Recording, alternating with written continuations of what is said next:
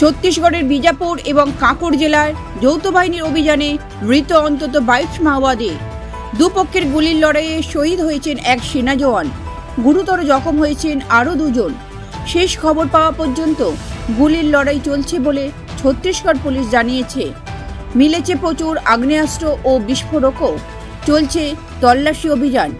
গত কয়েক মাসে বস্তার ডিভিশনের অন্তর্গত বিজাপুর এবং কাঁকুড় জেলার অবুজমারের জঙ্গলে নিষিদ্ধ সংগঠন সিপিআই মাওবাদী এর সশস্ত্র শাখা পিপলস লিবারেশন গেরিলা আর্মির সঙ্গে নিরাপত্তা বাহিনীর একাধিক সংঘর্ষের ঘটনা ঘটেছে।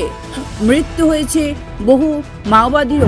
मार्च को उनका छत्तीसगढ़ आगमन हो रहा है, तो उस विषय में भी उनसे चर्चा हुई है और नक्सलवाद के साथ जो लड़ाई हमारी सरकार और हमारे सुरक्षा बल के जवान लड़ रहे हैं और जो शांति व्यवस्था कायम करने में हम लोग कामयाब हो रहे हैं, उसके विषय में भी उन्हें अवगत कराया और माननीय गृह मंत्री श्री अमित शाह जी से भी मुलाकात हुई और नक्सलवाद के विषय में उनसे भी चर्चा हुई।